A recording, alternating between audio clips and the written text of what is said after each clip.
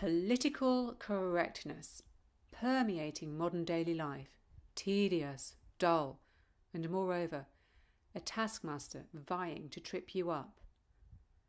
Whatever the topic, however simple or complex, the discourse will be reduced to an accepted or unacceptable way of thinking, and judgment will be passed accordingly.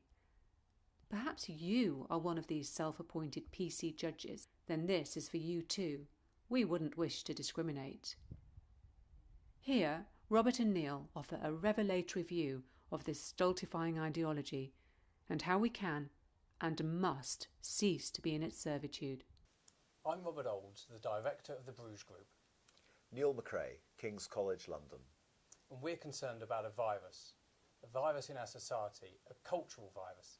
This is undermining our nation state, it's creating the fragmentation of our society, putting people into interest groups, and it's taking away rational discussion from public discourse, from political discussion, and it's creating hysterical comment in the media.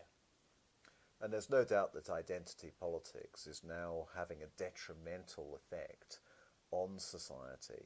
There's no longer a sense of universal nationhood, and in fact national identity has been morally devalued, and we saw that very much with the EU referendum and its aftermath. That's why we have put together a book explaining all this called Moralitis, a cultural virus. Moralitis is an epidemic of subversive ideology. It's expressed through identity politics and based on moral relativism, which is the idea that what's right for one group is wrong for another. There's plenty of young people who declare themselves to be tolerant when in fact they're actually quite intolerant of ideas that differ from their own, ideas that differ from the orthodoxy. We frequently hear of the increase in food intolerances, but we believe that society is suffering from an allergy to ideas. A common refrain is, "You can't say that." Well, this is what we call ideology. This cultural virus, Moralitis as we have named it, began with Gramsci, an Italian communist theorist who wanted to undermine the traditional institutions in society to make way for state socialism. He wanted to attack the church, to attack family, to attack all kinds of traditional beliefs, to weed the people off their opium, as he saw it, their societal opium, their belief in religion, for instance. He wanted to radically change society and create a year zero. And so started this long march through the institutions where they're pushing this identity politics, and he launched Moralitis into the world, and now it's taken on a life of its own. And cultural Marxism has often been sold as a freedom movement when it is the very opposite. Cultural Marxism denies people freedom, and we see that with the difficulties there are around what people can do and say. We have a real problem now in our society with curtailments of freedom of speech, curtailments of democracy, curtailments of equality before the law.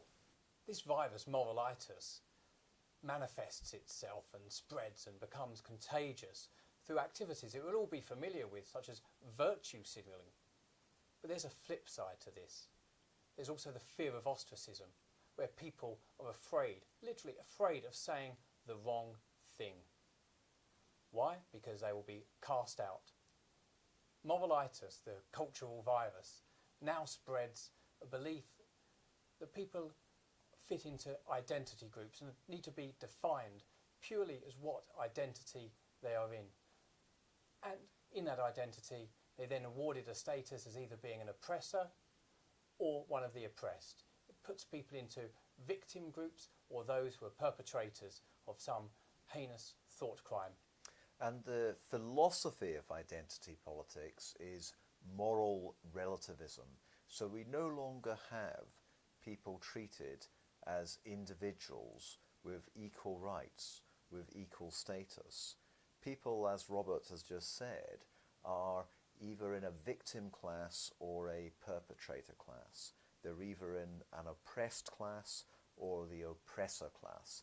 Now, Robert and I, I'm afraid, are guilty of some of those heinous crimes you mentioned, being white, male, heterosexual, dare I say, and these are traits which are afforded the lowest value in identity politics. And identity politics creates a hierarchy. And the hierarchy is changing all the time. So we've suddenly seen the rise of transgenderism right up that hierarchy, overtaking feminism. And this is what happens with identity politics. You get competing groups, competing demands, continually competing for their position in the hierarchy. And we think this is destructive.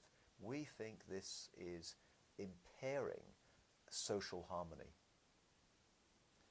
So Neil, how does this virus work? How do people become infected? How does it spread, and who has caught this virus? Well, of course, people won't see themselves as having this an infection. People will see themselves as thinking progressively. People will see themselves as thinking in a modern way. But I think a good illustration of moralitis, a good analogy, is in the condition of rabies. In rabies, there is a classic symptom of hydrophobia, where someone cannot face drinking water even though they are desperately thirsty. Now, I'm using that as an extreme analogy. It's similar to the way people behave who have been infected with moralitis. And a good illustration of that is, we can turn to left-wing comedians for this point. When comedians tell a joke and they mention a certain group, perhaps one of the identity groups that we've talked about, there is now a pause before the audience laughs, because people with moralitis have to check whether they're permitted to find that joke funny. Yeah, this isn't a laughing matter. The spread of moralitis, the infection of people, they may well think they're being individualistic and actually being very right on with their politics, but actually they've accepted the official authority and the official message of the state. It's actually deeply authoritarian, because at the very heart of it is an attack on free speech about what can and what cannot be said. And there's a lot of policies behind this that come out of moralitis, creating difference in groups, creating conflict where there needn't be one, and getting rid of the belief in the nation state, which is arguably the most inclusive political structure that we have. And it's interesting because there used to be a very common saying in public discourse. People would say, it's a free country. Well, it's interesting because cultural Marxists don't really believe in a country. But we also have, more fundamentally, a problem with freedom. So in place of the saying, it's a free country, now people have this knee-jerk reaction, you can't say that. Involving yourself in the world of identity politics and all this entails of oppressor and oppressed groups and perceiving people as being victimised is actually a very good way of signalling how high you are up the social status. If you're well off enough, you don't have to be concerned about immigration and how the least well off have had their wages cut, or of course how some areas have been radically changed. You can just up sticks and move behind a gated community or to the leafy suburbs and not be affected by the social consequences of dividing society. And of course, a key attribute of moralitis is being in favour of almost unlimited immigration. So it's a way of differentiating yourself from ultimately the lower strata, less able to deal with the consequences of high pressures on social services. Social advancement in this country rests on being able to ape and reflect and repeat these politically correct mantras. One has to say it or one will not get on. There's a very strong groupthink among the younger generations, which I see very clearly as a lecturer in university. And I would say that only a minority of those in that environment are actually active propagators of cultural Marxism, are people who are seriously infected with the virus. I think that most of the students are carriers. They do have the symptoms. They are in a world which we might call a social bubble, an echo chamber, where they only hear opinions similar to their own, but also they're told what to think. And Jean-Paul Sartre had quite a lot of this in his philosophy, what he called bad faith, where individual people deny their own freedom because it's easier to hide behind others. It's easier to let others tell you what to do and say. And that is a freedom from responsibility, but a freedom which ultimately puts people in chains. Who are these others who are telling us what to say and what to think? Well, on one hand, the European Union is very much involved in this, sponsoring identity politics, awarding funds and special status to organisations that support their agenda. Governments of all persuasions want to define you, not as a British citizen or what your needs are, but by what group you want to belong to. This is a tactic from the marketing world that's now gone into political marketing, where you are now decided that you are of one group and you must compete for the attentions of the state and for handouts from the state according to their agenda. And then also you have corporations. Interestingly, many of these corporations may be in certain ways rather to the right of politics when it comes to regulation, or perhaps their tax liability, which they will naturally want to seek to limit. But at the same time, it gives them an opportunity to virtue signal to Google, Facebook, Twitter, YouTube. They like to align themselves with virtue signalling, yet at the same time follow policies that are not necessarily in your best economic interest, but it gives them the opportunity to say how moral and superior they are. As Mark Zuckerberg said to the Senate in his inquiry, Silicon Valley is an extremely left-leaning place, but not when it comes to their own economic self-interest. And of course, the concept of left versus right is quite problematic. And what we found in exploring this problem of identity politics and in identifying this condition of moralitis is that a much more meaningful dichotomy is liberal versus authoritarian. Now, it's very interesting that younger people, I think of my students, will think of themselves as liberal. But actually, look at what their student unions do around freedom of speech. Look what their student unions do about democracy. Look at the prevailing reaction among the student population to our referendum on EU membership. So they are not really liberal. In fact, they're becoming increasingly authoritarian, and I think this is a major feature of moralitis. There's a strong authoritarian streak. It's almost puritanical. Control of what people say, what they think, and I think that this is dehumanizing. I mentioned before about people having to pause before they laugh at a joke told by a comedian.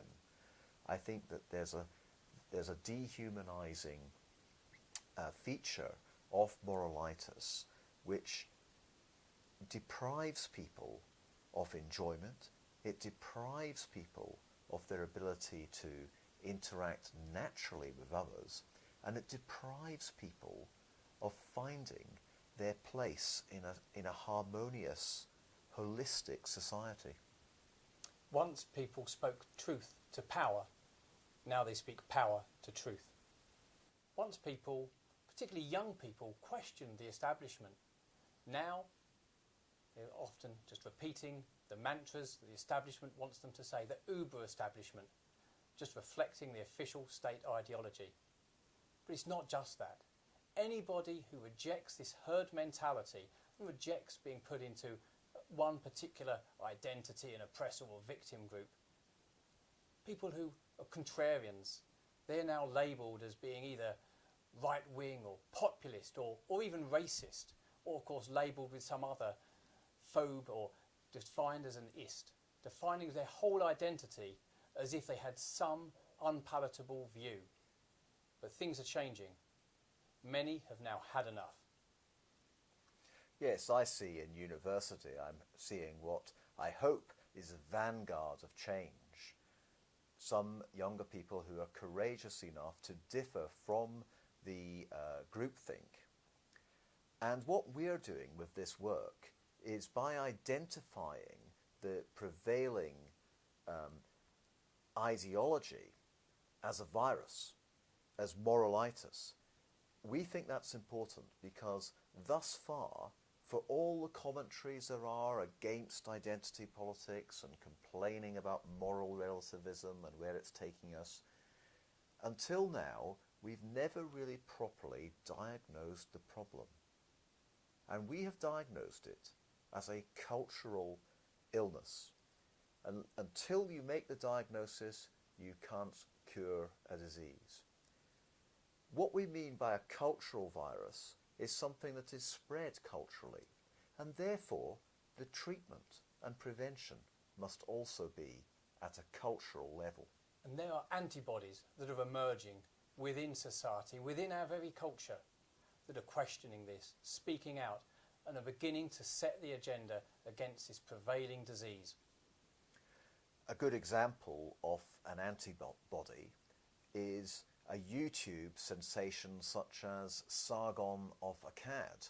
So Sargon of Akkad is described in the mainstream media as right-wing or alt-right.